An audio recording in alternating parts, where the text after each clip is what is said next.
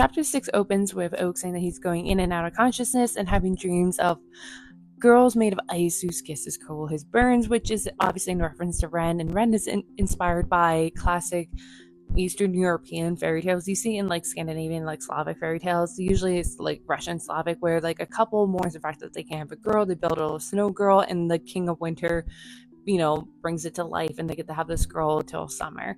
But also, he dreams of hunting snakes that glisten with gems as they whip through the night. Now, on one note, you can interpret it as the robotic snake that was sent to Oak in the prison from Elfheim a few chapters ago, but my first thought went to Cardan, because literally in the prologue, Cardan references how they still talk about that time he was a snake, as if that was the greatest thing he has ever done. And we also know Cardan for wearing a lot of rings, a lot of gems. So I like that.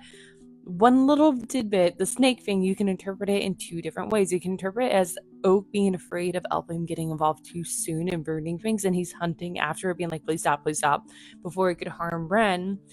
Or you can interpret it as Cardan, as whether he is afraid of Cardan catching on to him, because you definitely see there's like something going on between the two of them. There's some slight uncertainty and animosity, or the fact that he's hunting after Cardan for whatever reason. So like I like that you can interpret it a couple different ways, but I think probably the robotic one is probably the correct way, because he's hunting the snake in his dreams. I love this line. It perfectly illustrates why I love Holly Black. So Oak thinks to himself, whatever the prince thought of himself before, however skilled he claimed to be at baiting traps and laughing in the face of danger, he isn't laughing now.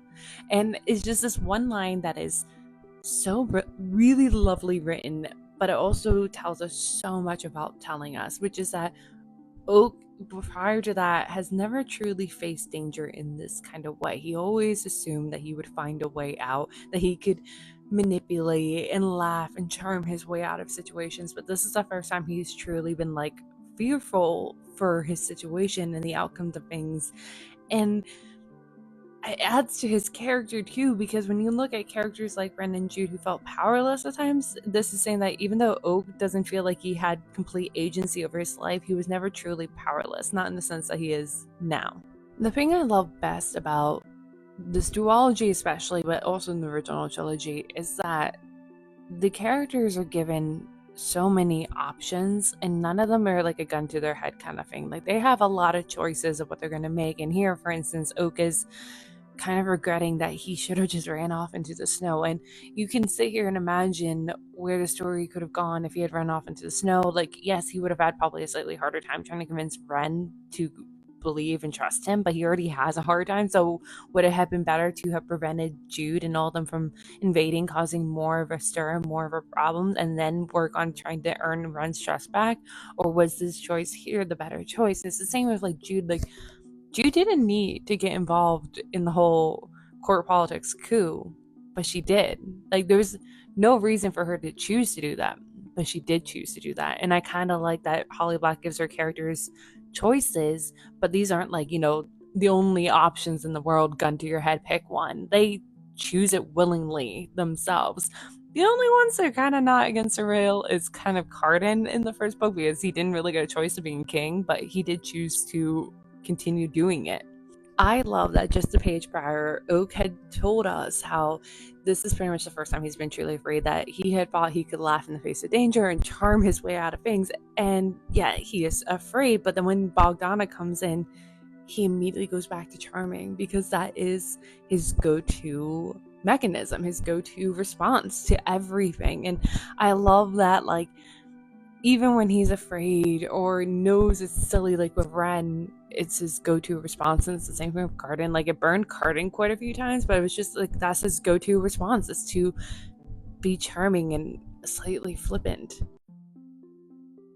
And continuing off that, the reason why Oak and Cardan do this is because it's really, really scary to take off your mask and reveal your true self. We saw Cardan struggle with that so much. And when he would do it, when he would take off his mask and be serious with Jude, she would doubt him. And that was the best part. And that's why I like Jude and Bren have a very similarity in that sense, where they doubt the other person so much, especially when they're being sincere. But for Cardan and Oak, it's their defense mechanism and something they've learned over the years through their own experiences, and like, because of their place in this like social hierarchy in court, they kind of need this mask. And even when they know it's stupid, it's like you just get so used to the act that it's kind of hard to break character. And continuing off that, we see in the prologue, Curtin hasn't stopped. He's still continuing with this performance. It's pretty much the same. The only difference is that he's slightly less cruel. He has a little bit more command and authority than he did before. Like, he definitely has matured compared to what he was, but at the same time, he hasn't changed completely. He still acts in a very similar way. It's just that he's honed this performance to be a slightly better one. Okay, so this interaction with Bogdana is so fascinating to me because with every interaction we've seen so far with Oak, people have this presumed opinion of Oak, that he is flippant and arrogant and up on his high horse kind of thing, doesn't care about the small folk and stuff like that. But Bogdana has zeroed in on him and has, threatened him that, good, because I came to tell you that I will gut every servant you conscript should you try to use one to escape your cell again. Knowing that he does care about the small folks. It's not just Ren. It's not just because she's another royal who is equal to him in status and power.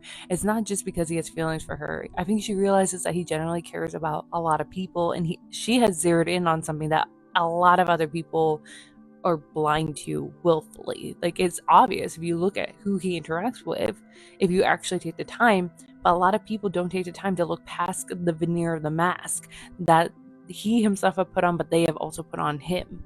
But then I love that, like, she twists it into being wrong. Like, she sees that he does care about other people, but then she assumed that he had got that girl, twisted her, got her eating out of his hand. Didn't you put her under your spell? And that wasn't really the case. Like, it really, he didn't have to use his magic. Like, he's just cute enough that if I was that girl, I'd fall for it too. But I think, like, the thing is, like, he didn't do that. He just had a sleight of hand, but Bogdana assumes he used his magic. So I love that she's right on one front, but wrong on another. What fascinates me the most is that in this world where they literally cannot lie, the amount of distrust amongst the beings. Because, for instance, Oak says the girl did nothing. I got the key from Strawn, and that's because he's a fool, not because I conscripted him. And Bogdana says Cern interceded on Fenway's behalf. She's safe for me for the moment.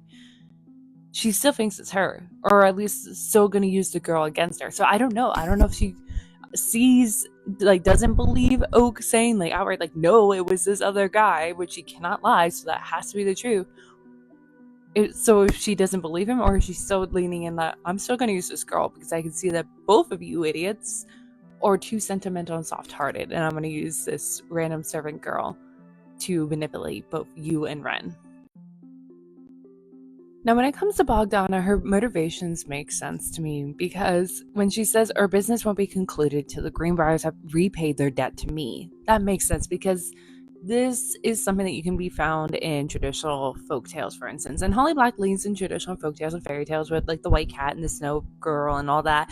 This reminds me a lot of, like, the Volsung Saga, which is generational family revenge. At one point, the one daughter kept giving birth to sons with her husband, the king, but would then murder her sons because they weren't Volsung enough to then murder their own father, because she was trying to get revenge for the fact that her husband, the king, had murdered her father and brothers, and all these other things go on. And that's kind of what's happening here, because the society, despite being cruel and manipulative and cunning, kind of hinges slightly and upholds honor and loyalty and vows. And Bogdana is still salty that the original Queen Maeve of the Greenbriar line had found a way to weasel out of a bargain that they had made.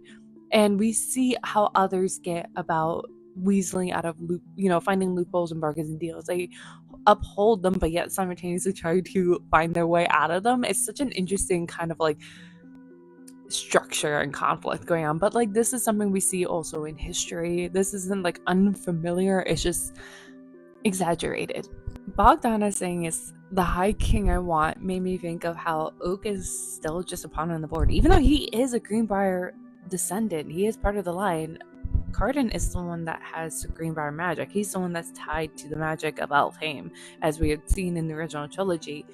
But also, it's that she, like Maddox and like others, are just moving people like Oak and Ren around on the board for their own grander schemes. And Maddox does that with all his kids, but I wish we got to see a little bit more Jude in this, because I wonder if Jude does this still. Like, she kind of does slightly, but not to the magnitude that Bogdana and Maddox do, which again, I like the mirroring between these two parental figures. What Oak says to Bogdana is fascinating, because like Bogdana is going on about like, I need my revenge because the throne and crown was stolen from Ren, aka Melith's heart, which is inside of Ren. She doesn't see Ren as a separate being, but still as Melith. But Oak says that it seems like you're the one that would cost her them again. She got both a crown and throne now, hasn't she? And it's pointing out, like, couldn't you be happy with this? You technically got what you wanted, but you're so set on this one particular thing, on this revenge, that you don't care who falls to the wayside in order for you to get this, and you don't care that you technically have already gotten what you kind of want, because you want the specific one. So again, we get another mirroring with Bogdana and Maddox, because Maddox's downfall is that he saw Jude in a very particular way. He didn't see the real Jude. He was willfully blind to it. And it's the same with Bogdana. When Bogdana says on page 77, "You think you know Surin, but you do not. Her heart is that of my dead daughter. She was born to be the ruin of your kin." And Oak responds with, "I know her well enough to call her Ren. And we don't always do the things we were born for." And it's showing that he does generally know Ren as Ren, whereas she sees her as a means to an end, sees her as her daughter's heart. But even she used her own original daughter, that her own original daughter was just a means to an end, a way to get the crown for herself.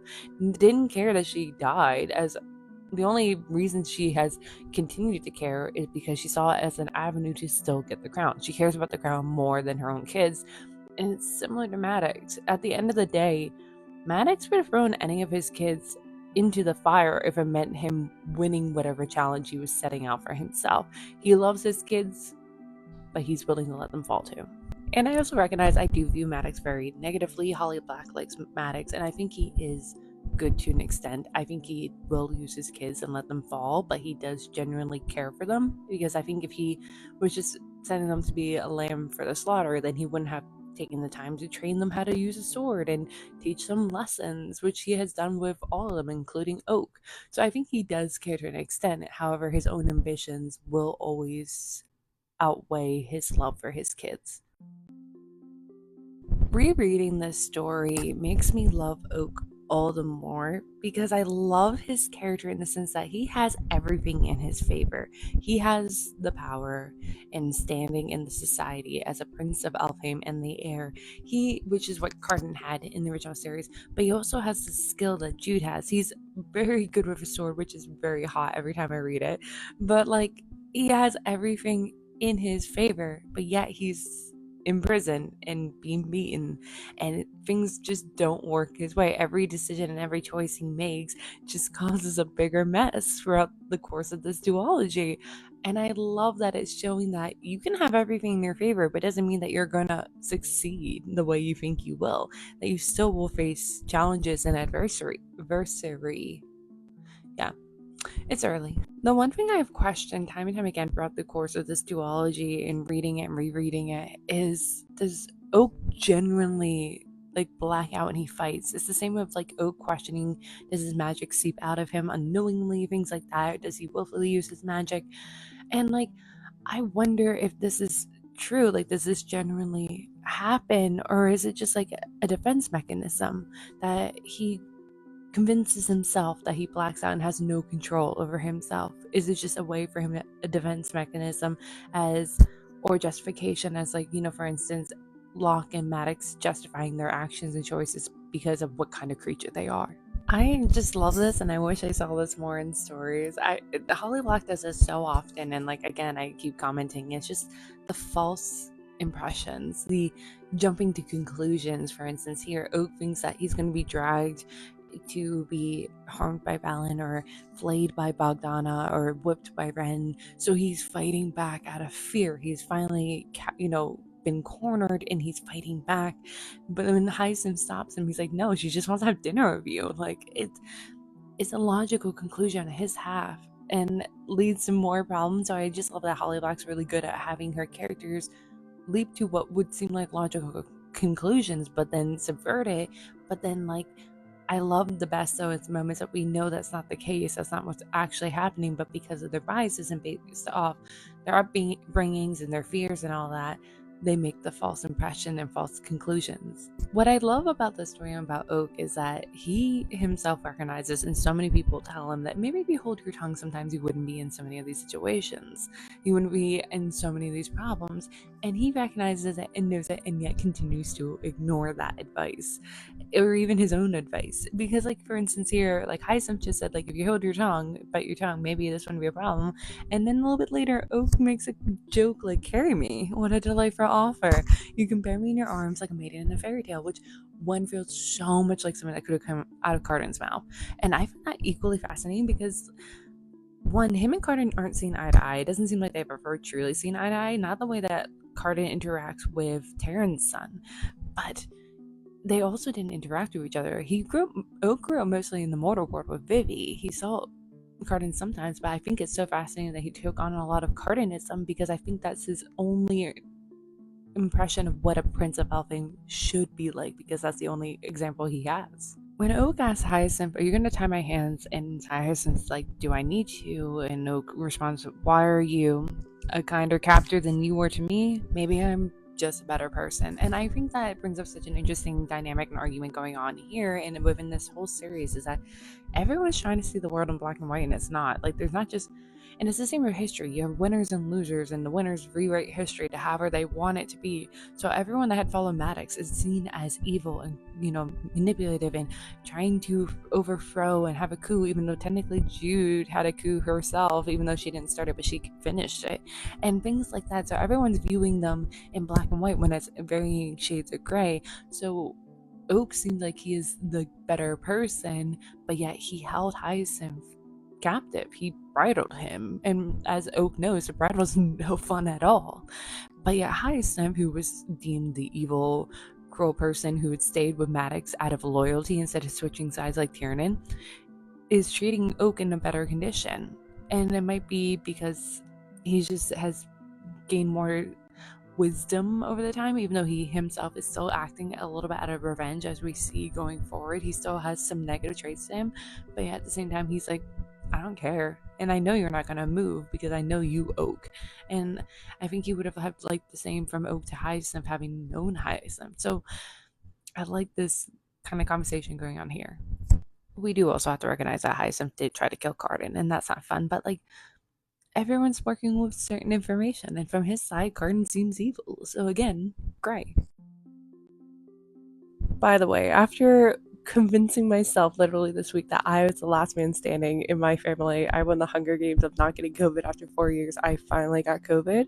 So if my voice cracks or sounds weird, it's because I'm losing my voice a little bit, and I thought it was just from the flu, but nope, it's COVID, unfortunately. But getting back to this, so Hyacinth from page 81's like noting like the bruises and cuts, and he's like, this isn't fresh. They look a little old. They didn't just have it that fight I just witnessed. So what happened? And Oak says, I'm a miracle of self-destructiveness. And he says it just as Oak says, but you can imagine him saying flippantly, like, ha ha ha, because he's like Cardan. They both say it like that, and I love that because it fits within the fairy vibes where they can't tell a lie. So he's telling the truth. He's acknowledging this aspect of himself. But I also like that when him and Cardan say it flippantly, it kind of simultaneously pushes the person away from them by outright saying what is wrong with them, but they say it in a tone of voice that makes the other person always roll their eyes like, all right, whatever. And that way they don't want to garner sympathy, but at the same time they want people to, it's such a strange dynamic where they want people to see them and to acknowledge what is going on in their lives, but at the same time they don't want all the attention or sympathy or pity. And like, it's, yeah.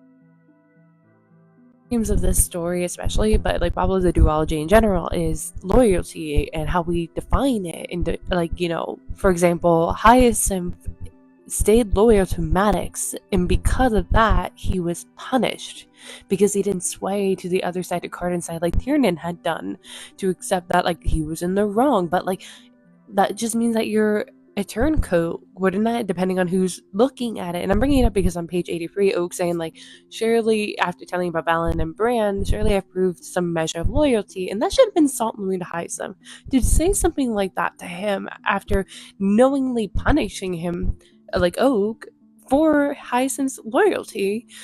But instead, Hyacinth says, loyalty, I think not, but I am going to tell you because you might be the one person who can help, which is so fascinating that, like, now Hyacinth walks back a little bit on his stance of loyalty. Like, he can convince himself he's still saying loyal to Ren, but he's bending a little bit and betraying her slightly, her secret to Oak, because he's realizing Oak's the only one that can help her. But still, his definition of loyalty, the definition of it is not hard and fast, is what it's proving, that like it depends on who's looking at it and who's defining it, and even then you're still going to be burned.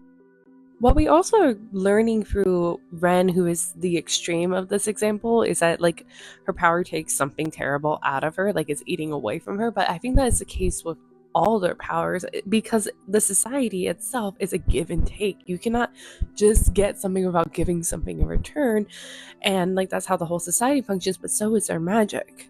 You can't just give magic freely. You must give something in return. It's kind of like the idea of like matter in general in our universe does not just purely exist or come out of nowhere. It must come from something else. And I love that their magic is a give and take, because like, for example, it's the same with Oak. Like he can use his magic, but in return, like he never knows entirely if people generally likes him, or it can go too far and it ends up burning them, in the case of his mother. I love when Oak thinks himself she may be inclined to push herself past her limits to keep that support, to prove herself worthy. Has he not witnessed his sister doing just that?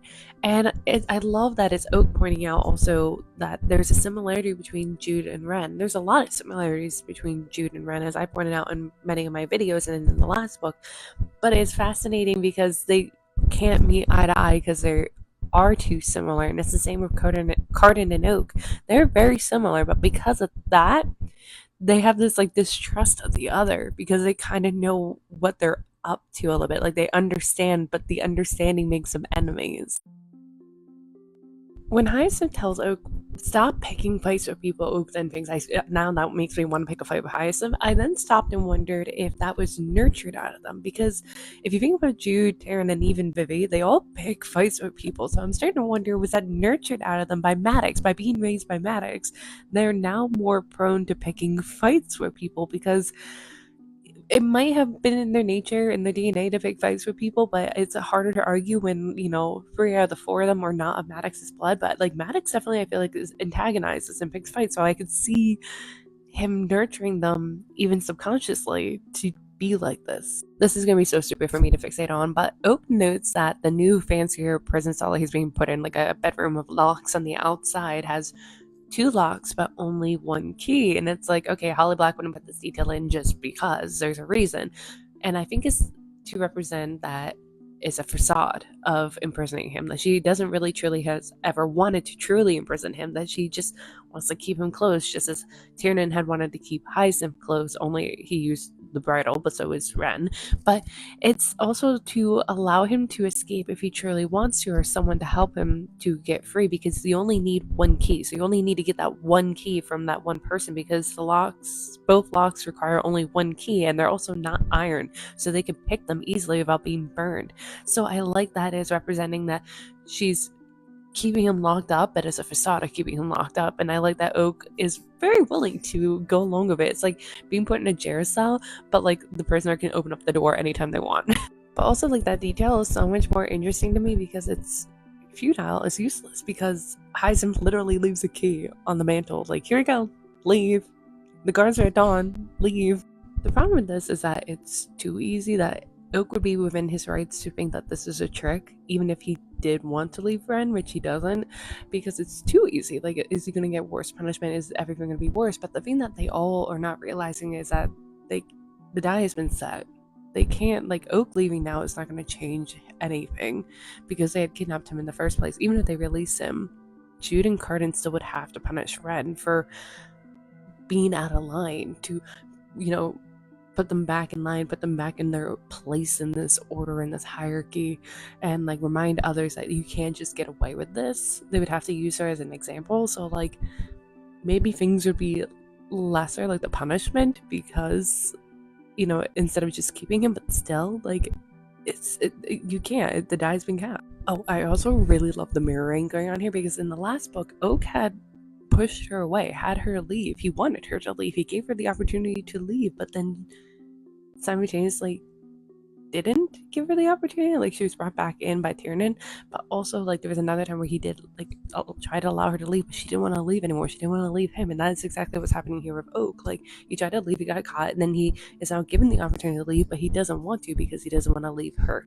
Here's the thing: I love fashion and costuming, and I think that there is hidden meanings and symbolism when you use it. And in this example, yes, you can look at this description of the clothes being very fine, but a little too small, a little too tight for Oak. That's just like simple, like, oh, they just gave him whatever, and it's still like a nicer clothes to reflect his place, but it's just whatever. Move on. But no, I think that there's a symbolism to it, which is that represent that if he had stayed with Ren in this current state, before everything that goes on in this book, making them equals, if he stayed with her as is, where he is willingly kind of making himself a pet, he's kind of shoving his body into too tight of clothes, too small of clothes. While the clothes might be very fine, like made with silver, being kind of her sitting beside her as her pet, he would never be comfortable. He would never be happy. And so they have to go through this journey until they kind of become equals again. Oak finally tells us exactly what we've all been thinking for the last book and a half, I guess, now, where he realized that after having held him prisoner, she believes he hates her. She might still be angry with him, but she quite obviously expects him to be furious with her, and every time he behaves as though he isn't, she thinks he's playing a trick. And she's thought that her entire book when we were in her POV, and it's this biased opinion because it makes logical sense. Of course he would hate her. Look what she had done to him, and when he's not doing that, there's a trick at front, afoot. Like, she thought that the whole time during her book, that she always thought like he's being nice, there's a trick, because that was her life, that was her upbringing. She's always experienced that, and I love that he recognizes that, and then he's kind of stuck in this conundrum of like, I don't hate her, but when I try to prove that I don't, she doesn't trust me. And so he's just like Cephalus pushing like that like boulder uphill, like it's an endless battle, because it's so hard, because like, how do you prove to someone that you don't hate them when they believe that you proving that is you tricking them?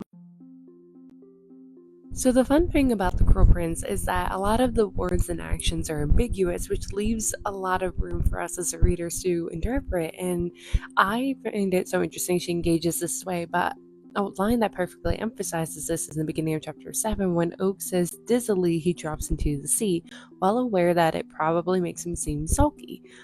And there's two things going on here. One, he is acknowledging that to someone like Ren, who has her own biases, probably sees this action as sulky, which is going in this character that Oak is playing, which is a flippant kind of prince. But also, he starts it with dizzily, but he doesn't tell us what is dizzy, what's making him dizzy. Is it because he is still a little weak from recently being beat up, or is he dizzy in the presence of Ren, because both are equally viable? So if you have read this, then you know that the first book was in Ren's POV, but this one is in Oak's. However, we don't get many flashbacks. There's not many times that we're learning what Oak thought and, felt during those moments in the first book. However, here he does briefly let us know that during that whole thing that went down in the Court of Moths, Oak genuinely did believe Ren had betrayed him and allowed her to be taken away, immediately, because in that immediate moment he believed that she did betray him, because all the evidence was pointing against her, and he does have a history of this kind of happening to him, and it makes sense logically. But then immediately he backtracked and realized that no, that wasn't the case, and he tried to save her. But also he acknowledges that but betrayal didn't stop one from feeling other things, which is his way of justifying of why he didn't truly dig his heels into betrayal and hate her, because I think he was looking for a reason, and then he got the reason why she didn't betray him, and he's hoping that Ren would do the same. But it also reminded me of Jude and Cardan. Jude felt betrayed by Cardan when he had banished her to the mortal world after making her his queen. It logically, he did exactly what she thought he would do. However, she still came back and didn't hate him because there were other feelings. And I like also seeing that Oak is so hopeful. He continues to look for like a hopeful reason to like disprove. Like, I don't think he really has an angry bone in his body that he will like hold like a prejudice or vendetta against anyone, which is why like all these things are happening now. Going back to nature versus nurture, which is a theme I bring up a lot in both this duology but also the original trilogy. But I want to talk about how Oak literally was born and then was fed on poison. Like, literally, he was born out of his mother being poisoned, and then he says here that Renia had patiently fed him a little bit of poison along with goat milk and honey when he was an infant, making him sicker to make him better. And yet, he is such a kind and hopeful person, as kind and hopeful as you can be in like the world of fairy. But it's fascinating to me because he technically is half brothers with Locke, but Locke has this facade of being nice and charismatic, but he is filled with so much poison on the inside and bitterness, whereas Oak doesn't have that. And I feel like Oak would have more of a reason, kind of, maybe. It depends, because Locke was genuinely left completely on his own, whereas at least Oak was raised in a somewhat loving family. This interaction here is like a perfect illustration of Oak as a character, because he is acknowledging that he doesn't know if this wine glass is poisoned, and Ren isn't picking up hers, but he needs her to know that he trusts her, so he needs to drink it. And he says it wouldn't be the first time that someone he like tried to kill him. It wouldn't even be the first time someone he loved had tried to kill him. And it's fascinating because if you think of Jude, if Jude was in this situation, she would be looking at this like a chessboard, and how do I feign drinking this to get out of the situation? How do I turn the tables? Blah, blah, blah. With Oak, though, he is willing to drink the poison. He is willing to jump into the fire, to jump off the bridge, to prove a point, to help others, to save others, to prove himself to others. Whereas, like, Jude is much more cunning and has a lot more self-preservation, I feel like, than Oak. Oh my god, I love Oak and Ren's conversation because it seems like they're playing 3D chess, because on one note you can read it and move past, but on another note you can sit there and go, what are you two trying to say? What are you two trying to do? Because I love that Oak is saying something but also being like, these are the reasons why I would hate to be a prince. I haven't changed my mind. These things sound terrible. And she says, you're not wrong, but also rude. And I love the emphasis on their titles, because he says Your Majesty, which again, he did something like this in the last book, and you don't know if he's doing it out of respect or as like poking at her to belittle her, and she still doesn't know, and you can tell because she then emphasizes by saying prince. She calls him that as an emphasis to be like, this is your title, but also technically your title is lower than my title slightly. But like, I love like just looking between like the first two things that they say on page 91, you can just tell that like they're playing 3D chess with each other. To reiterate, I love how Oak and Ren interact with each other, because, like, for instance, here Ren says few complaints, the prisons were just to your liking. I would prefer not to return to them, Oak admits, but if I had to remain there to be here, then I have none at all. And it's like they're playing 3D chess, but not, because they're saying what they want outright. But these two, that they're spiraling, being like, what's the catch? Because that's the world they live in. There's always a catch. And I bet you, if we were in Jude and Cardan's head right now in this moment in time, Jude would still be like, what's the catch with Cardan? But I like that this continues with, Ren saying, you asked me what I wanted of you, I want you, pretty much. And then Oak responding with, hold on, let me get the exact quote. It was on the next page. So he says, I thought you believed that there could be no love where one person was bound. Isn't that what you told Tiernan? And he's calling her out on something that she had judged him for in the last book. And she's a little embarrassed by it, because it's a little hypocritical of her, but she responds with, you need not love me. And she's saying pretty much that it's enough for me just to have you here. But like realizing and not realizing, but accepting that by keeping him here, even if he didn't love her, he would steadily grow to hate her. But that's not the case. But she thinks that's the case. But even then, it's better than losing him altogether and being completely alone, because at least like being hated by him is better than nothing, probably in her mind. And I like because now we're not in her head. It's left for us to interpret what she's probably thinking and why she's acting this way. But like Oak is calling her out because he's trying to say like, and like what he just said, I wouldn't leave, I want to be here and I would want to be by your side, but like, treat me as an equal maybe. Okay, again, the best part is that we as readers know that they are both being completely honest with one another, but they're phrasing it because they don't want to put themselves completely out there, as if they're like kind of playing a game like what if. But like, so the other person, that leaves the other person up thinking that is the game and that they're like, gonna be the butt of a joke, or like something, they're not being genuine, but they are both being genuine because they are also a fairy and they cannot lie. And it's like they forget that they can't lie. And like I love this whole interaction right here because it's leaving so much for us to read between the lines, to interpret, and then simultaneously think you're both idiots. You both want the same thing, but you're not realizing it. Okay, but here's the thing about Fairy, and I will admit I still got 2 more books in time to read, but it does not seem like big romantic love works out in this world. If you look at it, while we do have love kind of sort of matches, like with Jude and Cardan, and with like 2 characters in Darkest Part of the Forest, and even like Robin and Kay seem like they're working out, all 3 still though face a lot of trials and tribulations and stuff like that. They're not easy romantic love, and it wasn't an easy romance to get into in the first place. But yet they're also fighting against a lot of other stories that they've grown up on, but also like actual people in their lives that they witnessed, like Oak's mother being killed by his birth father Dane, like Taryn killing Locke, like in the Darkest Part of the Forest, the elf prince's elder sister turns into this horrible monster because her father had killed her lover. Like the fact that the last High King only had mistresses, not queens. How, Maddox and Arenia, Lady Nor, and Lord Gerald are more so partnerships than romantic, marriages. So, like, I can see this being why Oak and Ren are so hesitant to put their hearts out there, because they don't really have a lot of examples of it working out well.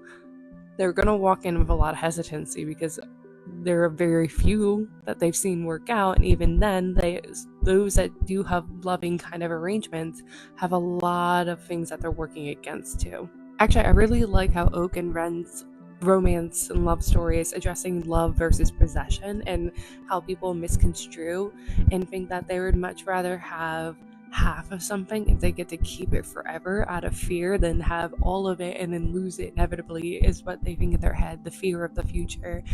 And it's toxic possession, and something that we can easily convince ourselves it's not. And it's something that, like, for example, is addressed completely in Mike Flanagan's Haunting of Bly Manor, that is brought up time and time again in many different forms of possession, and how eventually it turns into being haunted by someone. But also, for example, in Harry Potter, when Tom Riddle's mother used a love potion on Tom's father, that was possession, that wasn't love, and we saw the end results of that. So like, it's always going to turn out negatively. It's always going to turn out bad if you possess someone instead of letting them freely love you.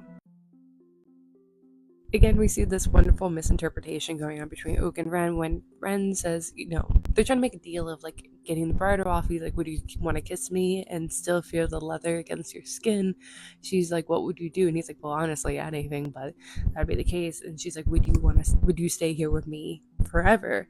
And he hesitates because he thinks, how would I see my family again? Perhaps they can come to visit. But she interprets this hesitancy as him thinking of ways to bend the language, to find loopholes.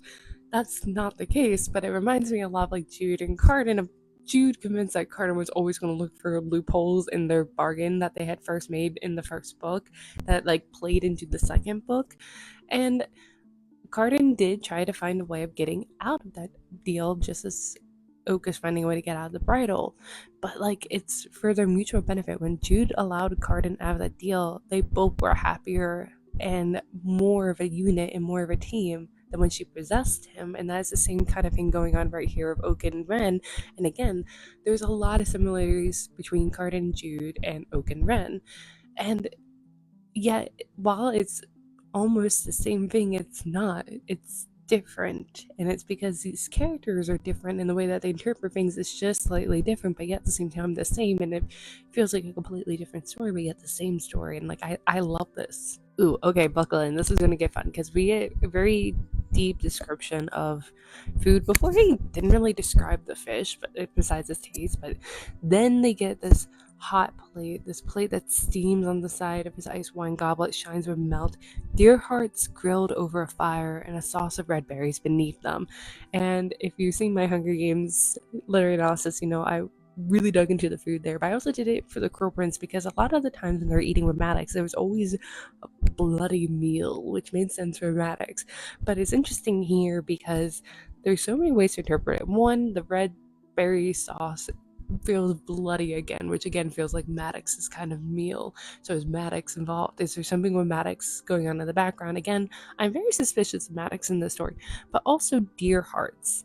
Now, on one note, it could be in reference to Oak because he has deer hooves and being like, look, I can eat your heart, which she kind of is eating his heart, but also deer can symbolize objects of worship, the incarnation of deities, objects of heroic quests, or even a magical disguise slash curse for princes or princesses.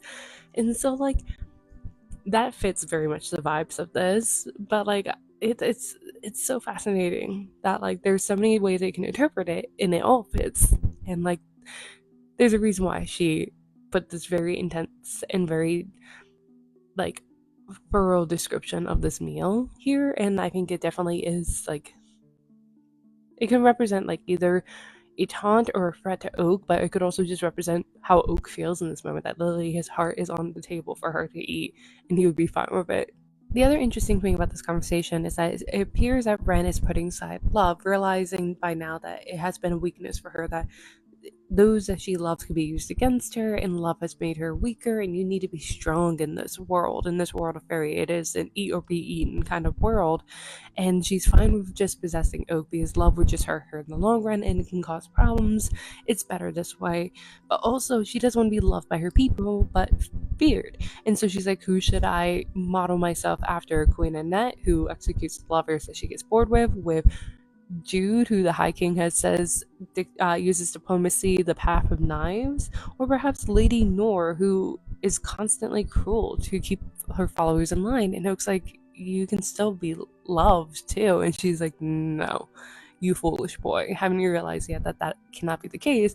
But I think like what Oak is trying to say here is that you don't have to be like the others who exist and to work in this world, that you can be your own person and do this your own way, and I will do it by your side. And it was the same with Jude and Cardan, that they didn't have to mirror off those that their predecessors. They found their own way that kind of worked for them, and they have a nice balance going for them. And I think even though we don't completely see that trajectory and that like arc for Oak and Ren, we are definitely left at the end of this feeling like they're on the cusp of that journey, but they have a good footing for that to happen.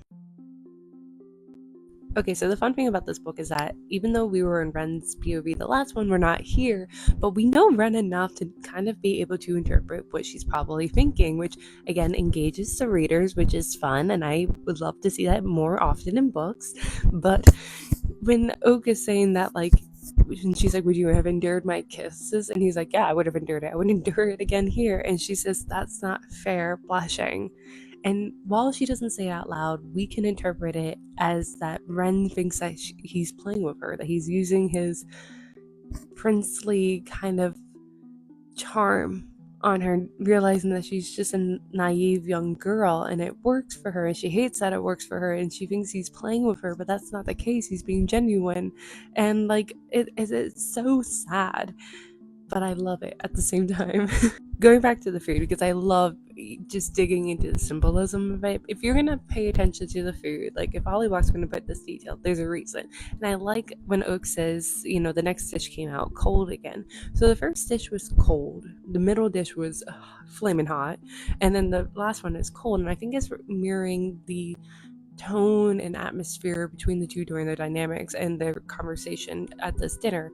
When I first entered it, they were both kind of cold, especially Ren, cold and standoffish, And then in the middle part of this interaction, it got heated. She's blushing a lot and it seems like it's good, but now she's pushing him away again. All of a sudden their interaction and conversation gets cold again. And I like that it's being mirrored with the dishes that they're eating.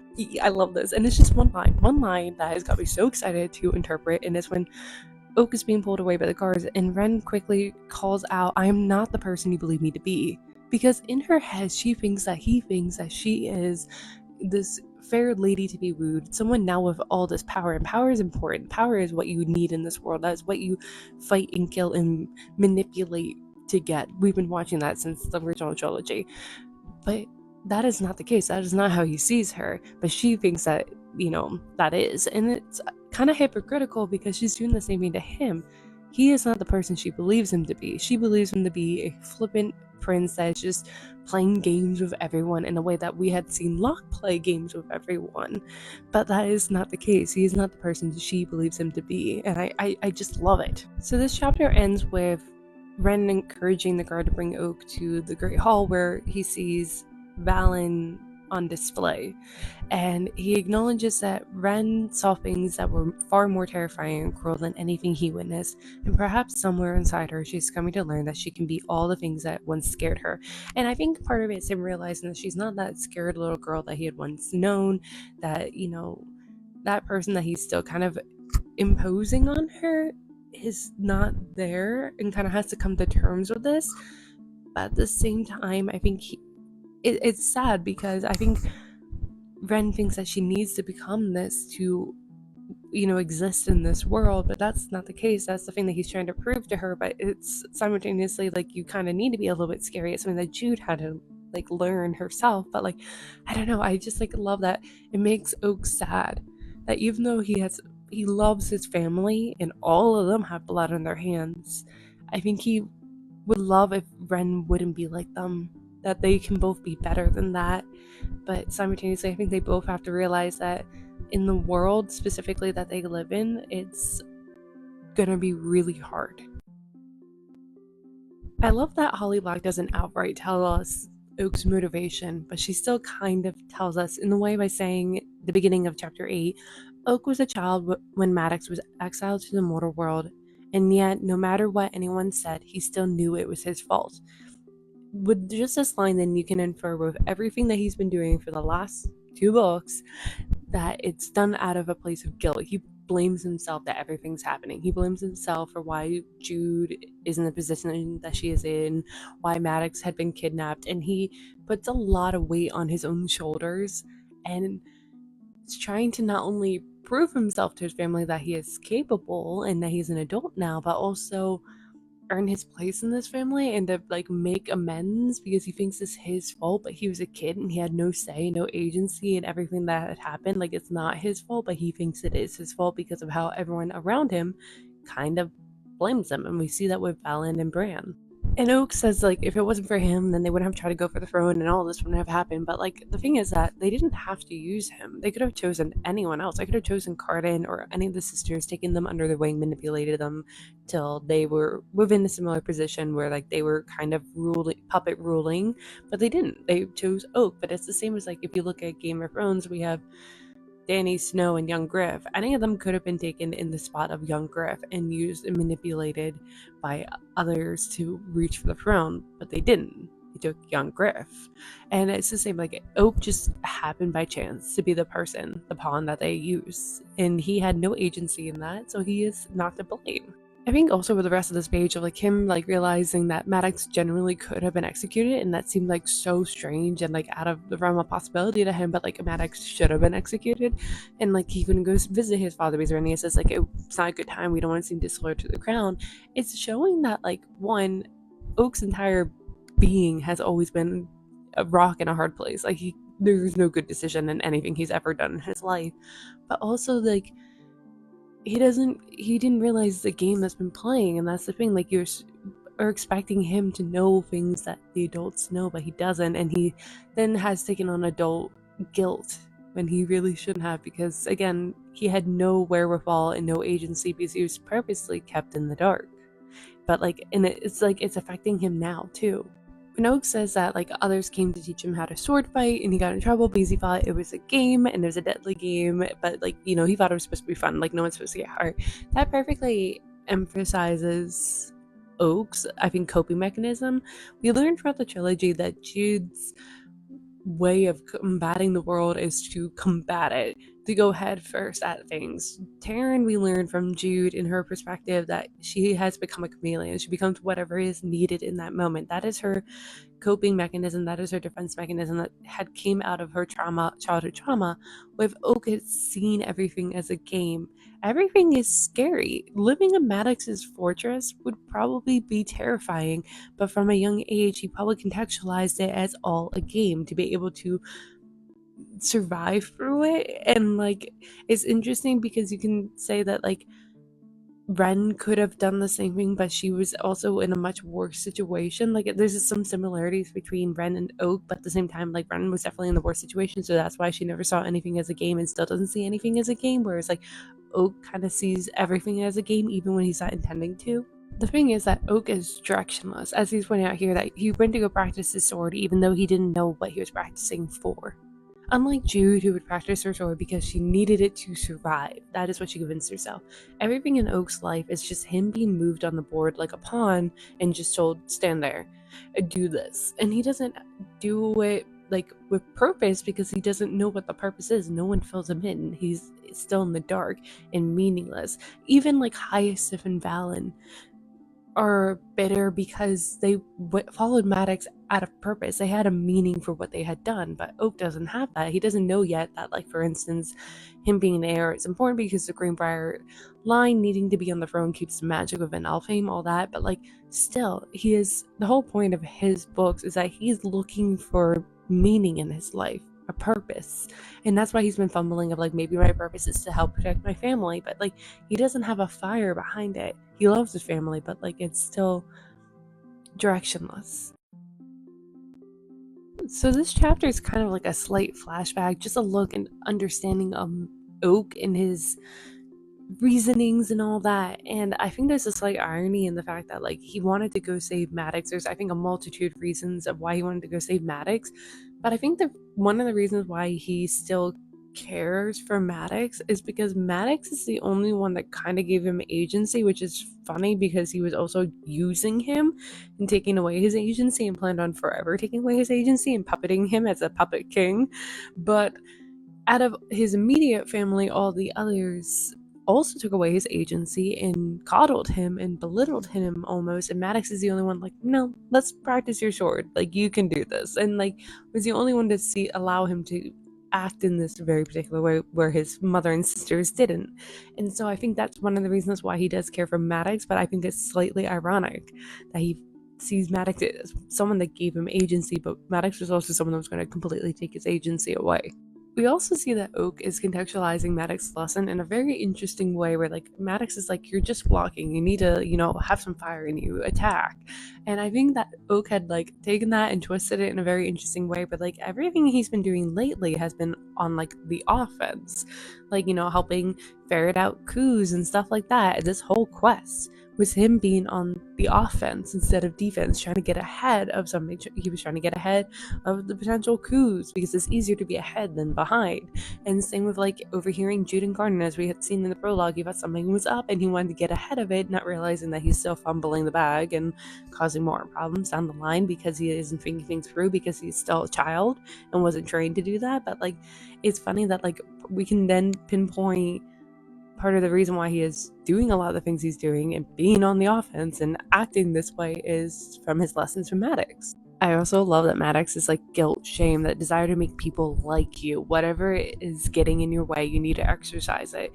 And despite Maddox's words and lessons, we see that Oak has definitely not exercised that from his heart, that he still is, his actions is fueled by guilt and shame and wanting people to like him, and that's why he's in the situation he is currently, because of those three things. I see you, Maddox. It's very subtle, and it, you know, props. He is a very intelligent player of this game, though he is like the cause of his own downfall too at the same time. But I like that while he is giving Oak agency in one moment, it is simultaneously trying to make him into a puppet again, with him being like, imagine splitting your mind into two parts, the general and the foot soldier.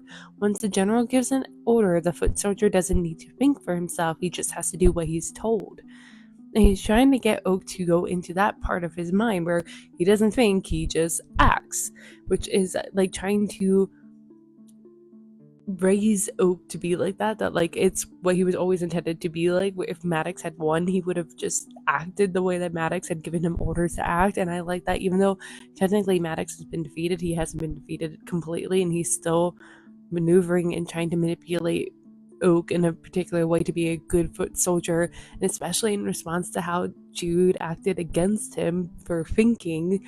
So yeah, Maddox isn't out of the game completely, and I could see him still popping up in the future of this world and causing more problems still. Again, I know that Holly Black likes Maddox, and I think he is such a complex character and he's fascinating to pick at, but the more I read this series, the more I dislike him and distrust him, because then he says something like, when Oak goes, you're going to kill me? Why not? If you don't defend yourself, someone is going to kill you. Better it be me. And Oak's like, that doesn't make sense. But I think that is the logic that he tells himself when he attacked Eva, Jude and Terrence's mother, when he attacked Jude in The Queen of Nothing. It's better it be me.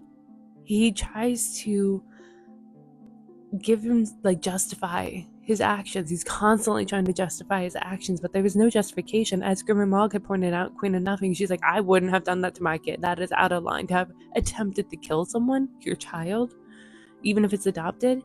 So that's the thing about Maddox, is that he loves you as much as he is capable of loving you, but he's also justified his actions of harming them too. He's fine with cutting them cut off their heads, cut them off the board. It's fine. I don't need them anymore. I love them, but I don't need them. They're useless to me. He does that. So that's why Maddox is so complicated, and I can't pin down my feelings about him, because at times I'm I do like him, but others I don't trust him. I don't trust him at all. He doesn't say this, but he's kind of subtly acknowledging that there is really no difference between being treated as a prisoner and being treated as a prince. While it is slightly nicer, you're being, in a nicer room and you're being bathed and changed, you still don't have autonomy. That, he can't do anything on his own. He's being bullied into it. He's being, maneuvered and changed for him. And he's being locked in the room. So there's really no difference between the two. It's just the cage is slightly nicer. The best thing about Oak, to me at least in this book, is that he says one thing but then desires another. That he says that he would be content just sitting by her feet as long as he gets to sit by her feet, but then simultaneously acknowledges that, is that really what she wants from me? As he says here, is that really she wants me just to sit there sprawled at her feet like a hound? He would come to hate it. Eventually, he would hate her too. And she's not wrong when she calls him out for that. And he knows it in the back of his mind, but he's so enamored right now. He's so in love and blinded by it that he desperately just wants to be with her. He's afraid of losing her again because, there's been years where he crosses their path and then they lose years to each other. That he thinks that he's willing to make those sacrifices, but he's not really. And Ren's the only one being like, you're not. And she calls him out for it. When the army approaches, it's showing to me that Oak is not as ignorant as he might seem, that he's very much aware that the die has been cast, that even if he goes to them now, it's not going to stop the war. They came all this way, they're going to fight, and they're actually going to fight even worse because there's nothing holding them back now. So he's very much aware. It's just that he's so hopeful for a different outcome, to cause a different outcome. And you're even seeing he was about to leave, he was about to run away, but only now when the army's here and he's actually stopping to think things through, he goes, wait, if I show up with the bridle digging into my cheeks, that's not gonna look good. He wasn't thinking of that prior. So it's he's still short-sighted a little bit, but also he's just so determined to fix everything. And I think it's a perfect representation of his age, because at that age, we constantly think that we can do everything on our own, that we can fix everything. And this is something Jude had to learn too, that sometimes when you do it on your own, you're just going to cause things to go to shit so much sooner. And you need to ask for help sometimes. And it's surprising because Oak seems like he would be more willing to ask for help, but as we've seen throughout the last two books, he really doesn't. I don't think he asked Tiernan for help. Tiernan just came along. And like, he's not asking for help to fix things with his family because he knows in the back of his mind it's stupid what he's doing, that he can't fix his family. And it's not, he's not at fault, but he still feels this way, and it's understandable. We don't know if Oak used his honey talk powers that much previously. Like, we're never really told, but I get the impression, at least based off what he does tell us, and in this book especially, that he has not really used it before, and has definitely not used it as much as he had since coming to the Citadel. And he's using it again, but like, I think him using it now twice in a row makes sense because now he is like a cornered animal. He's scared, and this is one advantage he has to use it. Sometimes, like, even though he doesn't want to use it, it's the only weapon he has at hand, and he has to use it. Despite the possible consequences. So it's interesting also how little he wants to use it. And I'm also curious of, like, did Locke have it? Because I don't know, like, was Taryn influenced? Now I'm like wondering, like, was Taryn influenced by Locke? Did Locke use it to honey talk her to become obsessed with him? Like, and that obsession obviously turned to his death. Like, I'm so curious because we don't get that impression. But like, obviously, I guess we wouldn't because we were never in Locke's POV. I love this line from Oak where he thinks that, like, that was a foolish bargain he associates with mortals, but mortals are not the only ones who grow desperate or who can be foolish. And I love it because if you think back to the Crow Prince in the first book, like Valerian or even Balkan, think mortals as lesser, that they're less intelligent creatures, that they're so easily to be manipulated and tricked and used.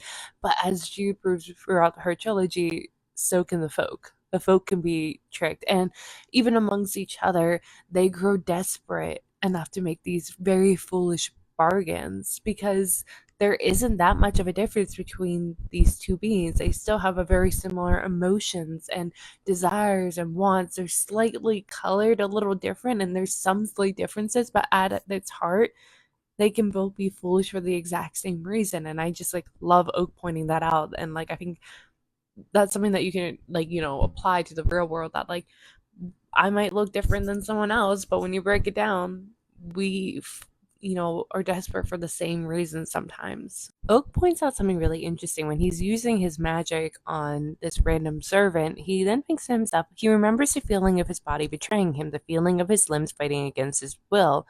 There's none of that here. This is the opportunity that Nisi had been looking for. And he's trying to justify, but when you break it down to its barest form, it really isn't that dissimilar. He's using his magic to convince, which is it's a fine line because it's like he's not bridal, which is like complete forcing against a will, and you're very consciously aware of this will, compared to someone that is very manipulative and can manipulate you into convincing you that this is what you desire. But at the same, like, at the core, it's the same. It's you're still going against a person's true will, and you're kind of maneuvering them the way you want them to be maneuvered. So then this is a thing that when you strip away the magic, when you strip that all away, we still have people like that in the real world. You have people like Maddox, who doesn't technically have a bridle and he doesn't have a honey talking magic, but yet he does a similar thing to others. And so how do we connotate it? How do we see this as good or bad? Because you can. It's so gray and it's so hard. And then, I love Oak, but he's doing the same thing. So is he being hypocritical? And that's the thing I love most about this story in this series, is that, like, it's so muddled that, like, you can't land on one point and be like, this is it. This is the right thing, because nothing is perfect. Nothing is black and white. Okay, so this is gonna be so random and niche, but it stood out to me, and I just have been like thinking about it, and it's been like Oak's requesting clothes. He's like, I need you. Yes, I sound vain, but I need you to find me like Lord Gerald's old clothes. And the servant goes, "You'd wear them?" And it's intriguing because it's clothes, but the servant's putting more weight on Lord Gerald's clothes. And to me, I think it's because, like, he's existed under Lord Gerald's rule, obviously, and sees him probably as evil. So it's like, why would you want to wear the clothes of someone that's evil? And it's putting weight on something that's just nothing. It's the same as like when you put, weight on an item that a serial killer had touched, for example. And like, for instance, during the Victorian times, they would like buy and sell like items that came from like murder scenes, and they put so much like height on it, and it still kind of is like slightly prevalent today, but not the height as it was in Victorians. Victorians are fucking weird, but it's weird because when you look at it at the end of the day, it's just an item that this random person touched. It's not like their evilness is going to soak into you. There's nothing weird like coming off of them, even in this magical world. It's just clothes, and Oak just needs proper enough clothes to then be able to convince this Alfheim army to not attack. So like I just love the weight we put on something that really doesn't matter. It's nothing. When Oak puts on Lord Gerald's clothes, it's like a little tight, a little short, and he thinks about Heather's mother calling him a beanstalk and how much he's grown. And the thing is that he could have had a memory of anyone saying that he's grown, but he has a memory about Heather's completely mortal mother who probably has no idea about the world of fairy. And it's fascinating to me because like we see this in the first book too, The Stolen Heir, that when he's scared or uncertain, he wants to run away to the mortal world. That's where he found safety. But yet we also learn from his internal monologue here that he connotates the mortal world as him being exiled. So it's like this like competing and contradictory emotions around this place. And I think it's fascinating that he's thinking about her and how like Heather's mother had always let him use the guest room anytime he wanted. Of course, that's predicated on his leaving the Citadel alive. And that to me is saying that right now he is scared and he's not happy about this world and his magic and having to use that. He is very uncomfortable with everything, just as Carden had been really uncomfortable with a lot of things previously, but like not the magic, but the power. Here, Oak is actually uncomfortable with magic, as he has told us in his internal monologue. That in this moment right now where everything feels really uncomfortable, not just the clothes, but everything, he craves to go back to the mortal world. And I just love this like little detail here. And then right before Oak goes off to do whatever he's doing, he's fully dressed, has a dagger in his waistband. He thinks, I can still fix things. And to me, that is so sad, but it explains so much about Oak. And my first thought actually went to the dad from Haunting of Hill House because that was his thing. He's like, I can fix this. I can fix things. As everything is turning to shit, as they're at the funeral for his youngest daughter, he goes, I can fix this. I can fix our family because he was the fixer. And that is what Oak sees himself as because technically Oak is the glue to their family. He is the thing that has kept them all together despite all the differences and inner battles and things. The thing that has drawn each individual member of that family back together, has kept them as a family unit, has been Oak. If Oak hasn't existed, I completely believe that they would have gotten in a fight and they all would have gone on their separate ways. You know, Taryn, Maddox, maybe not Rennie, but like Vivi and Jude, they would have gotten a fight and they would have gone their separate ways and done separate things. But because of Oak, they're still a family unit. And to continue off that, like because of that, he feels the pressure of being the one to fix things because he thinks it's his fault that like a lot of things happen, and like it's tough to be that glue family member. You put a lot of pressure on yourself. So Hyacinth and Oak cross paths, and Hyacinth's like, what are you still doing here, you idiot? Like, go. They just want you. And Oak has to point out, like, no, that's not the case. If they see me have a bridle, you're interpreting this wrong, and they've also had their orders are itching for a fight. It's not going to end there. And I just love, like, one, you see the influence of Maddox with the two of them, but definitely Oak would have gotten more time and attention and taught more things. And you see that here, that he was taught more strategy, and that's why he can see a little bit farther in the chessboard. He doesn't always take the time to think farther, and that's why he reacts and gets to these situations. But when he does take the time, he sees the board as Maddox would. But also, I love when he says to Hyacinth, like kind of repeating what Hyacinth had said to him, help me help Ren.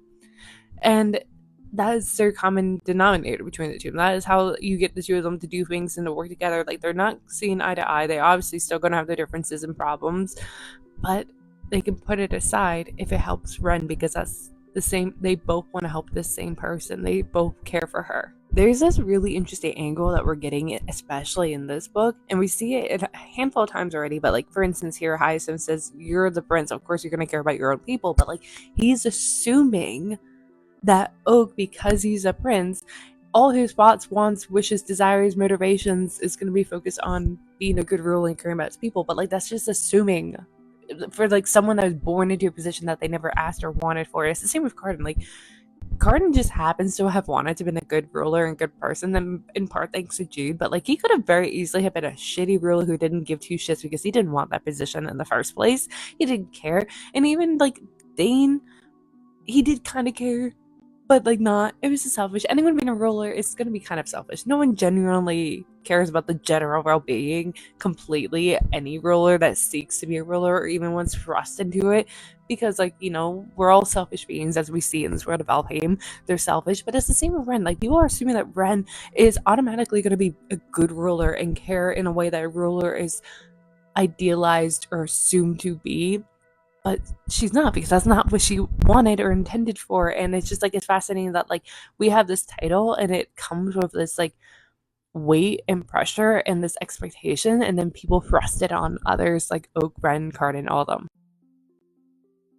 There's 2 points I'm gonna like pick at in this negotiation going on between Oak and Hyacinth, which is it's like introducing to like Hyacinth putting Oak on like the trail of Ghost and to unalive the Ghost. But like, first off, he says, "You thought I was foolish for going after the High King." I still do. I admit that I was impulsive when the curse started again, and I started feeling like a falcon. I thought if I killed Cardin, then I would end the curse, and it's the impulsiveness that caught my attention, because Hyacinth and Oak act like they're like completely different people, that they're not alike, but yet they're both impulsive. Oak, when he actually takes the time to look at the board, can be very strategic. He has learned from Maddox, so we see that. However, the reason why he's in the situation he is that he continues to act impulsively. Like, he can be strategic, but he doesn't always. And that's like how him and Hyacinth keep getting themselves in these situations. And it's so funny that like they don't see that like they're so alike in that. But then to continue, Hyacinth says that there's something I want to know, but I'm not crafty enough to discover it, nor am I so well connected. But you deceive easily as you breathe and with as little thought and you want. And it's Oak not like arguing against that. It's just like, one, it could be like him being like, all right, let's get to the point. But two, I think Oak actually like believes that too, which makes me so sad, because one, it's not a lie. Oak does technically deceive. Like, he's been putting on this whole act of being a foppish, silly prince to like get people off his trail, but I don't think he deceives in a malicious way, which is how the like way that I think Hyacinth is inferring. But like, I don't know, like, it makes me so sad that like this is how people view Oak. I didn't notice this detail the first time I read this book, and this is why I don't trust Maddox. I think Maddox is such an interesting character because he does stir the pot and cause a lot of conflicts. I don't think he's a good dad, but yeah, I think he's causing problems because Hyacinth says that he wants revenge. I thought it impossible, but Maddox told me something different. So the whole reason why Hyacinth is sending Oak on this trail to go kill the ghost is because of Maddox. And Maddox, we know from Queen of Nothing, knows what the ghost had done, that he had killed Oak's mother at Dane's command. And yet, after all these years, he's not letting the dead lie dead. He is stirring this back up. He's causing problems, and why should he bring Hyacinth in? It's not like it's Hyacinth's mother, so why bring this up and cause problems? And we see later in the book when the ghost does die, how devastated Taryn is and what Taryn is willing to do, some problems that she's willing to cause because she has been falling for the ghost. They have a relationship, and I feel like Maddox is not in the dark as others might think he might be. Like, I feel like he knows a lot of what's going on. He has probably his own spies and informants, and so he probably is well aware of their relationship and is hoping to cause this unease, this disturbance, for him to then swoop in and steal the kingdom, possibly, while everyone is running like with the chickens with their head cut off, is what he's hoping, at least. So yeah, I think Maddox is still up to shit. While it would be sad to execute him, he fully deserved to be executed in the first place all those years ago, but I think he's going to be, again, he's just going to cause problems. And it's because he's leaning on Oak's love for him to help him, to set him free. It's going to put him in a place where now he can achieve this. Now he's back in Elfheim.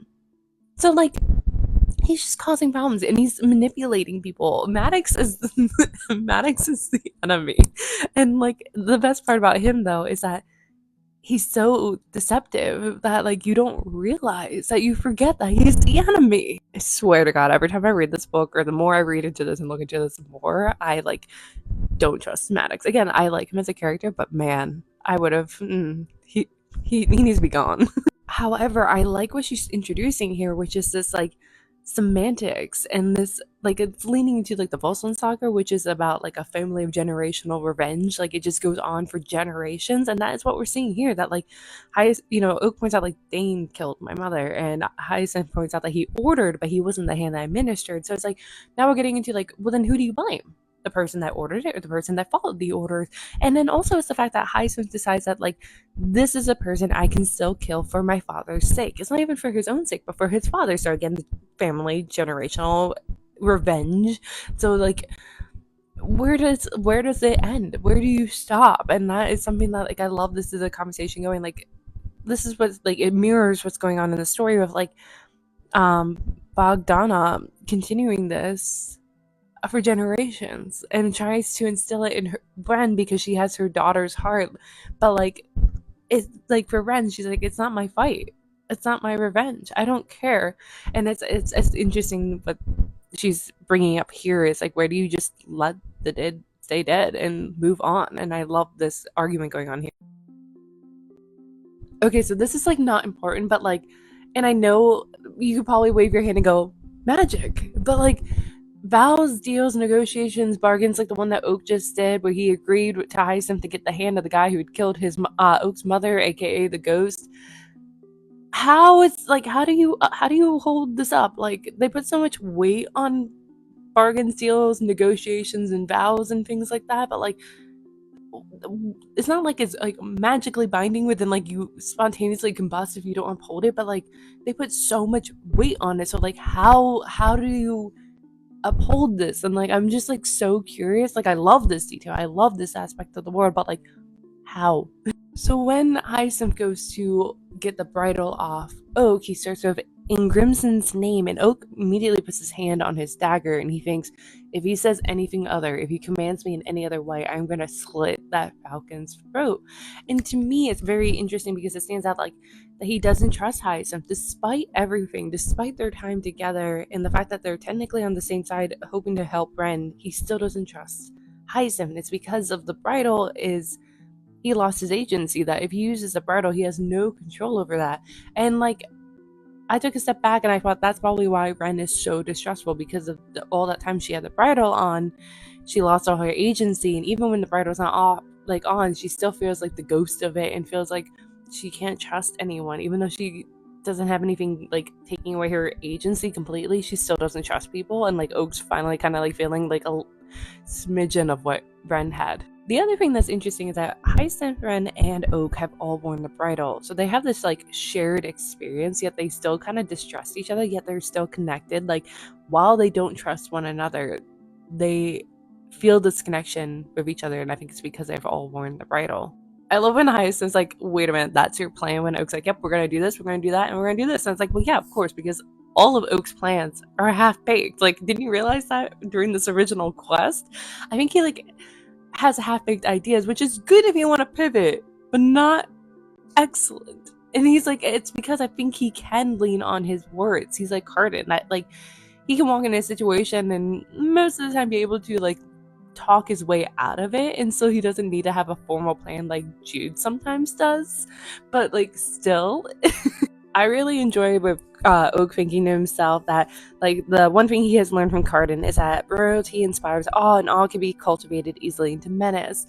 And it's just like the fact that like he took inspiration from Cardin and has like learned and like altered his personality a little bit to kind of mirror his. But like that also makes sense because for Oak, he never really saw or interacted with any of the other royalty of Elfhame. He never went to court like the others. Orenia comes to him at home.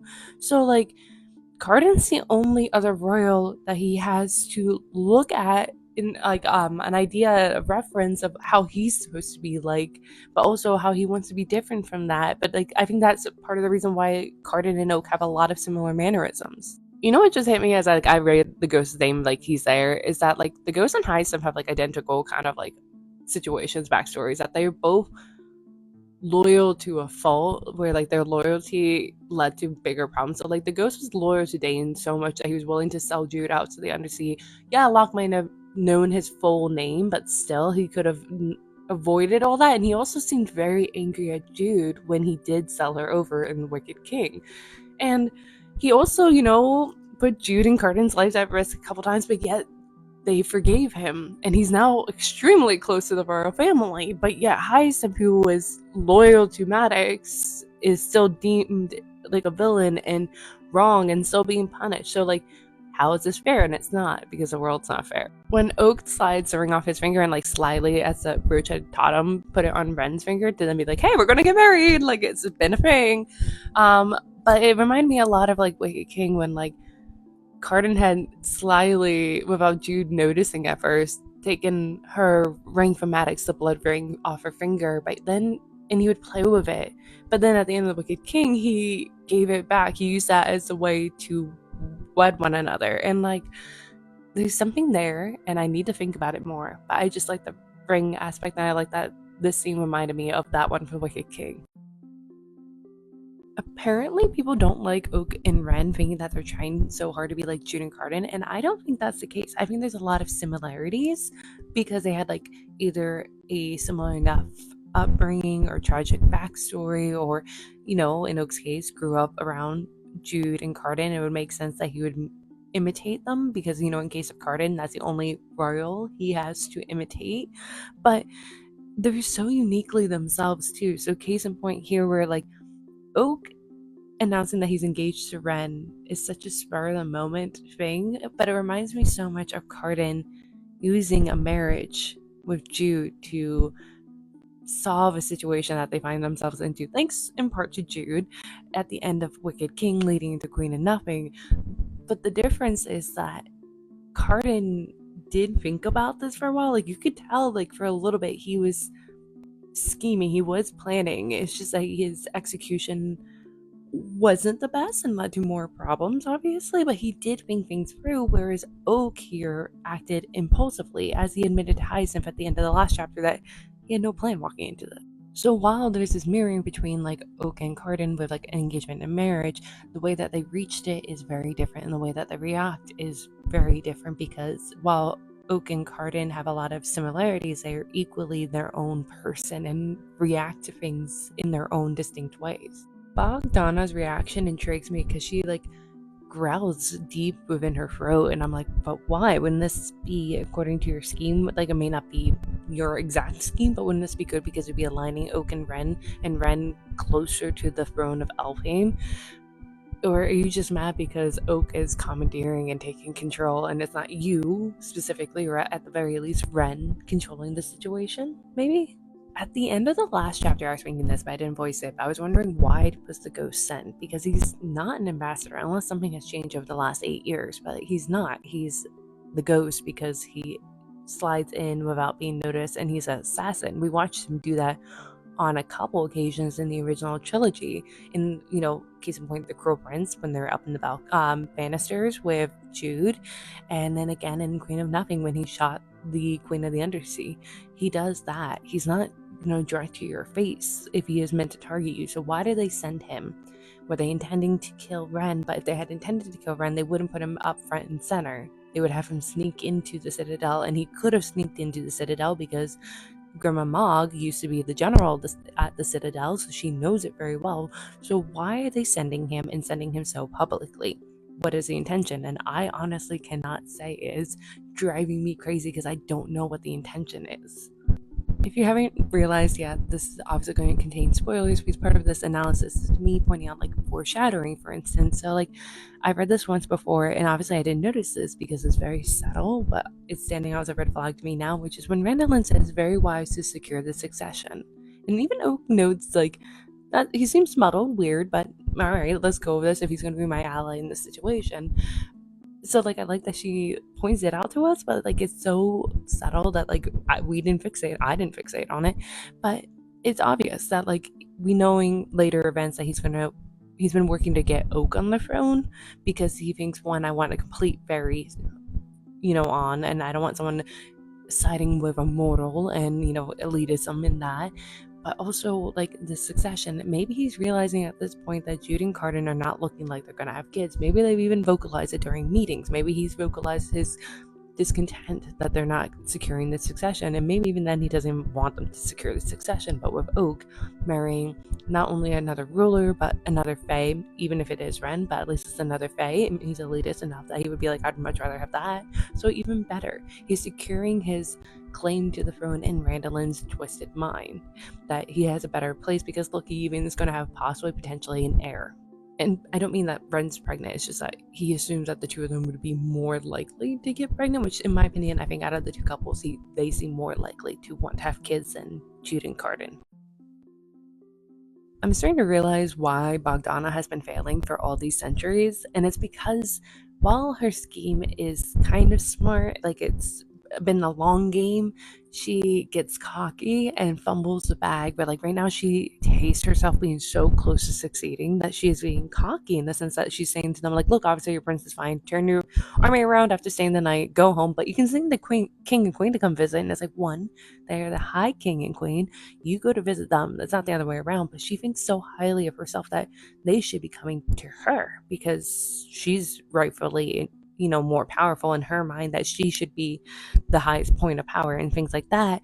But I love that Grandma Mog points out that I didn't know that you had the authority to offer such. I thought Queen Surin was in charge, and pointing out that, like, what's going on here, because like she is being very obvious that she's trying to puppet, that she thinks she herself higher than she is. And I love Grandma Mog calling her out on it because it reminds me so much of when she called Maddox out in Queen of Nothing, being like, you should be bowing down to Jude because Jude is the high queen. And I loved when she did it there, and I love that she's doing it here. Like, Grandma Mog, MVP. Once again, we're seeing that the way that Oak has been presenting himself is kind of backfiring in a very similar way it did to Cardan, that people underestimated him. And it's the same here, that Oak has been presenting himself as a foolish, foppish kind of prince and not to be taken seriously. And people don't. They feel comfortable reprimanding and talking over and belittling him, as we saw in the prologue. Servants felt comfortable to be like, mock him and reprimand him. And here with the ghost of him saying to Ren, are you certain you want to marry the prince? He can be rather something of a fool. And he's saying that in a public setting with a potential enemy, that he feels comfortable to ridicule a prince of Elfhame. And it's because like Oak allowed this comfortableness, but like I know what the ghost is trying to do, which is question the validity of the situation with Ren. He sees some hint of doubt going on here, but still the way that he did it is not great because it puts a weakness to Oak. It leaves him vulnerable in a sense. So like I think that I love that while it does aid Oak in some situations and people underestimating him, just as they had with Cardan, it also leaves Cardan and Oak equally vulnerable because of this act that they put on. What Ren says here says so much while saying so little, and her saying like we have so much in common, including a love for games. And what it is saying is, it stands out to us and Oak that she thinks that he's playing a game. And the funny thing is, as a reader, we know that they both really care for one another and they both kind of slightly doubt one another. And it seems like they have this power play that they're playing with, that they think that the other is trying to own them and control them and keep them, but they are at the same time see each other as equals, but they don't think that the other person sees them as an equal. So it's this like whole give and take battle going on that is so like meaningless, because it's kind of like a miscommunication going on here. But I love it because it's done so excellently, where it doesn't feel like you're rolling your eyes, but like you understand why they're miscommunicating things. And they just like I love it. I love the tension here.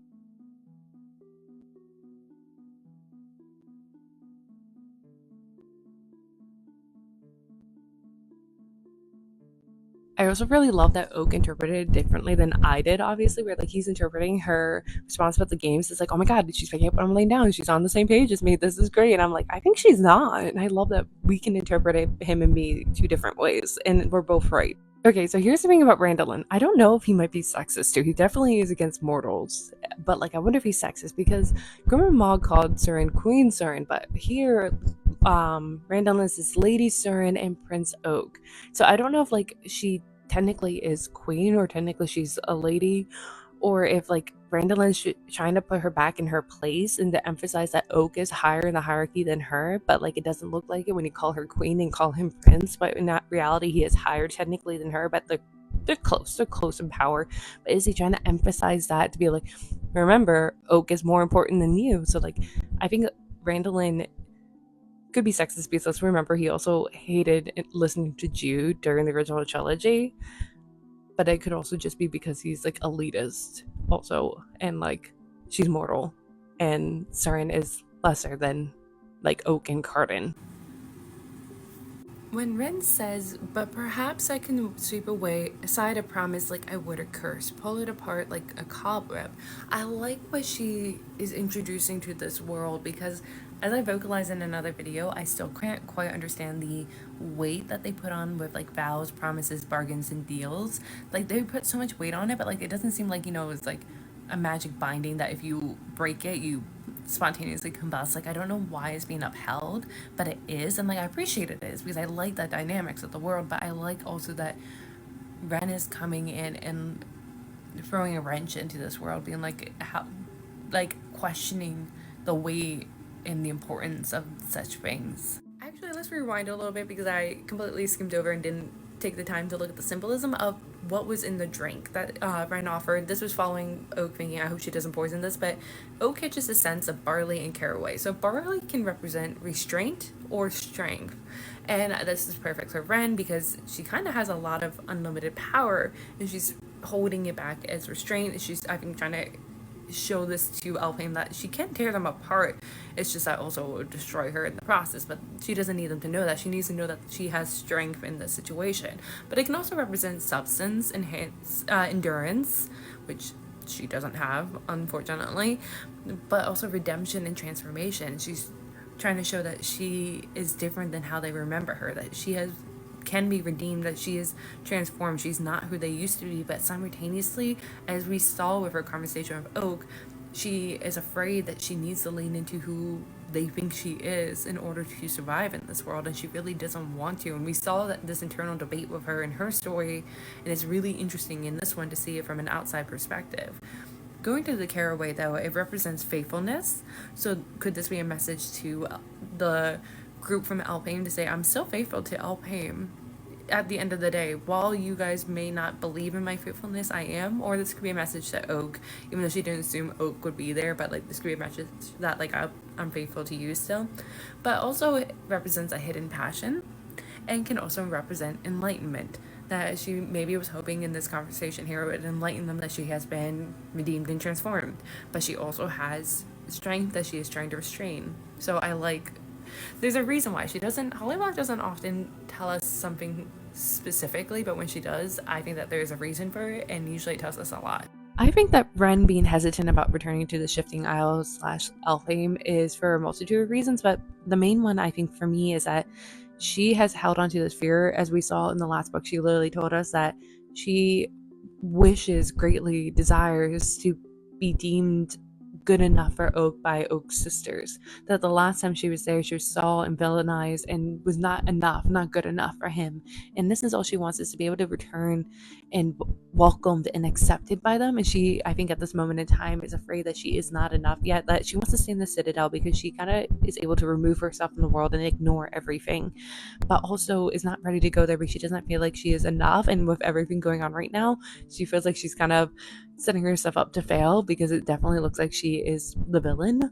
But she feels like with everything going on, she's kind of caught in the corner, that while she has had agency, she simultaneously have been kind of shoved into her corner, and she feels like no matter what she does, she's gonna fail and be still deemed not enough or good enough for Oak. And she does not want to actually have that vocalized to her. She would much rather not know concretely that they still think that. And this is why I love rereading the Coral Prince, because there's little like kernel of information scattered very subtly that you don't notice and don't pick up. You just kind of read past and go, that's cool.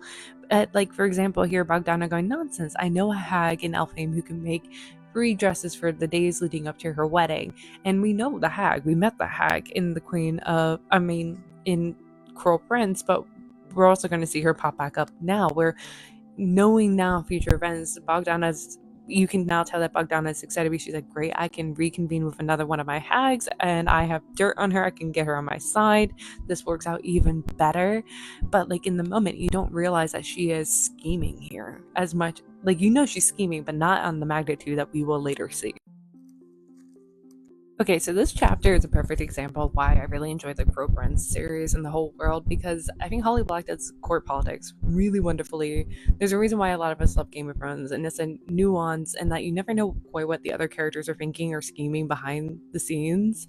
And it's the same here, that this whole interaction, we can guess as readers what each of these characters are thinking and feeling and assuming based off previous context and future context and things like that. But even then, I still couldn't tell you concretely what each of them are up to. And I love seeing the dynamics and like Oak's interpretation, but also our interpretation, and just like what is Grandma Mog, suggesting here? What is the ghost suggesting here? What is Randolin up to? And Bogdana and Ren and Oak, and the false assumptions from each of each other, and the testing of one another. Like, I love this for this reason. I love that Holly Black kind of breezes past Randolin's speech. Oak's just being like, yeah, he rambled to himself, talking about his grievances and discomfort on the journey and his loyalty to the throne and to Oak. And to me, that stood out because they can't lie.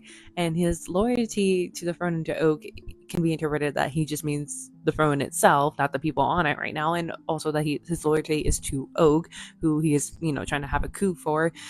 But also like his importance in like having this alliance. And this is something we have to remember, that Randall was part of the problem in the original trilogy, that especially in The Wicked King, it was only towards the end of Queen and Nothing that they like accepted him and it seemed like he was on their side, but he was causing problems. He was being obnoxious. Like, he's a perfect example where like you kind of maybe want to start with a clean slate and a clean house. And like the problem is that like it makes sense that Jude and Cardan would have kept the original, the people from The Last King, because one, Cardan didn't want this at all, and two, Jude doesn't really know what she was doing and didn't want to ruffle too many feathers because it was her in charge at first, and so she didn't, turn over the staff. And it seems like she hasn't since then, and this is going to be obviously a problem still, because when you have people like Randolin who had given themselves a lot more air and importance with the previous king and think that they know more than the current one, they're going to cause problems like this sometimes.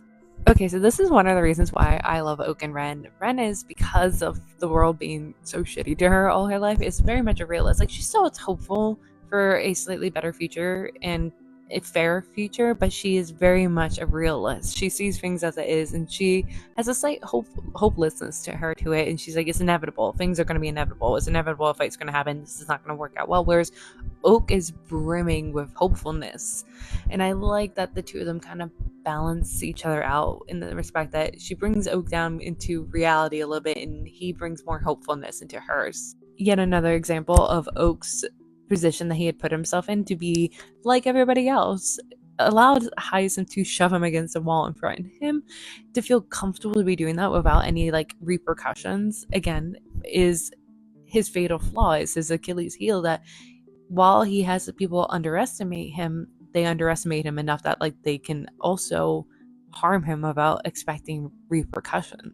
This is another example of how Oak is so much like Cardan, where like Hyacinth's like, you really think this is better, her going to Elfhame? And Oak's like, well, it's not going to be a war, and that we use her power less.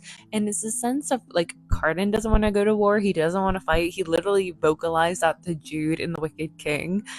He would much rather talk his way out of things, because for him, he's never been a fighter. He was always good with his words. And Oak is the same way. Like, Oak is a good fighter, but he would much rather use his words, and that is what he's trying to do here. He's thinking, I would much rather not have to put this on like a battlefield, and us going to Elfhame, yeah, it's not the perfect situation, but I can maybe talk this out of it. What Hyacinth says to Oak here caught my attention, because he says, is that how you justify manipulating all the people around you like pieces on a chessboard, that you're doing the best for them? And it caught my attention because that's exactly what Jude and Maddox had been doing too. Oak, I feel like, genuinely means well more so than Jude and Maddox did. Like, there's a little bit more of like a maliciousness to the Jude and Maddox, I feel like I love both of them, but like Oak definitely seems more innocent and fumbling than those two of them. But like, it got my attention that like that's how Maddox and Jude justified their actions in the original trilogy, that they were moving people around on the chessboard for the greater good because they knew what was best for everyone. And it's a little cocky of them, and I love that. It's like this continuation that like Maddox's outlook has been kind of taught to Jude without her realizing it, and same to Oak here. I think this fight between Oak and Hyacinth is a perfect representation of everything in a different form. For example, like, because of how Oak has been portraying himself, he has left himself vulnerable for others to feel comfortable in harming him, both with words and physically. Like in the case that like Hyacinth is literally beating the shit out of him, but they forget that his place at the end of the day, and that is reminded when Oak pulls a blade after Hyacinth prompts him, being like, why aren't you fighting back? Oak drops a blade, but it's a kind of the blade is a representation of like where they really are in the hierarchy. That like at the end of the day, Oak is still a prince. He's still higher up, and there still could be repercussions for Hyacinth's actions here. And a reminder that Oak is still Maddox's son. That while Oak tries to be different than his literal birth parents, but also his adopted parents, he still kind of is dumb. And you gotta take into consideration that while Oak is putting on a front of being underestimated, he still is deadly. He still is a threat. And it's a very similar like kind of thing with what Ren is going on, that while Oak and Ren are trying to make themselves less threatening, at the end of the day they still can be deadly. I think some people hate this, but I love the moments when Oak says things. I'm just like, oh my god, that is such a Cardinism, and I just like love it because to me it makes sense that he would say things like Cardin. But when he says to this to like Tiernan peering up, he goes, "You should be flattered. I think we were fighting over you." Like that is such a Cardin kind of response to the situation. I love when Hyacinth calls out Tiernan being like, "And yet you left the prince behind." I think Tiernan realizes that this conversation is not about Oak, but about each other. That Hyacinth felt like Tiernan left him behind, and asked like, can Oak leave so we can have this conversation? And this is one of the many reasons why, while I was reading this book, I just really wished that the spinoff was going to be about Tiernan and Hyacinth, because like I would take a short story about the two of them. They just like absolutely fascinate me. I love their backstory and their romance. Like I just want to know more. The thing I love most about the story is this theme of vengeance. And it reminds me again a lot of the Volsung saga, which is a Norse saga about generational revenge. It goes on for 4 generations, and they all end up unhappy in the end and miserable and dead. And that's kind of what's happening here. We're seeing it in a multitude of characters. We see it with Maddox, we see it with Bogdana, we see it with a little bit of Ren, but like, Lady Noor, but we also see it with Hyacinth. And Hyacinth and Tiernan's conversation here is vocalizing what is going on with all of them. That, Hyacinth saying, "You have put aside your duty more than I have put aside my anger." And Tiernan responding with, "You will never be satisfied." That is the thing about anger and revenge, that it will never be enough. It would just make you more miserable and or possibly dead in the end. And that is the biggest failure of Hyacinth, Maddox, and Bogdana, is that they're miserable and they're going to continue to fail because they cannot put aside their anger and vengeance. I want to close out this chapter with this really amazing quote by Tiernan, and I talked about it and quoted it when I was doing my like read along when I first read this the first time, and it still stands out as amazing when Tiernan says, "Why does anyone want anyone else? We do not love because we deserve it, nor would I want to be loved because I was the most deserving of some list of candidates. I want to be loved for my worst self as well as my best. I want to be forgiven my flaws." And Hyacinth responds with, "I find it harder to forgive your virtues." Not only do I love that and find it so much more powerful, like just on its own, but part of me wonders if Tiernan is aware of Oak standing there and is also pointing this out, that part of the problem with him and Ren is that Ren believes that he is not genuine, that he is just someone out of a list of candidates, that Ren just wants to genuinely believe that Oak loves her for all her flaws, and Oak, I think, loves her for her virtues too. It's just that the two of them have a slight miscommunication, that they don't realize that they're being genuine when they say that they love each other for their virtues and their flaws. The flashback in chapter 11 is interesting to me for a multitude of reasons. One, it's like he's recalling how as a child he would often get fevers and he'd be sweating, shivering, which is, I think, him going through withdrawal of the poison. But it's showing that his life wasn't as perfect as people assume. People just automatically assume that if you're a Prince of Elfhame, you lived a life of luxury. And that wasn't the case. He didn't know he was a prince till about 8 when, Jude had him crown Cardin in the Crow Prince. And even after that, he lived in the mortal world in a small apartment building. Like, he didn't know, and he didn't live a life of luxury. Definitely his life with Maddox was better than Cardin's was, but it wasn't what people automatically assume. So his life isn't as soft as others assume it is. Like, he has had some trials and threats, but not as much. Like, I feel like it's a different magnitude than like Jude and Ren, but he still has them. It hasn't been. He isn't completely soft and bubbled. But I like when Maddox comes to watch him with an odd expression, and Oak asks, "Am I going to die?" He says, "No, my boy, your fate is to cheat death like the little scamp you are." And I wonder if that kind of put this idea in his head, even if he's not aware of it, that he can constantly cheat death and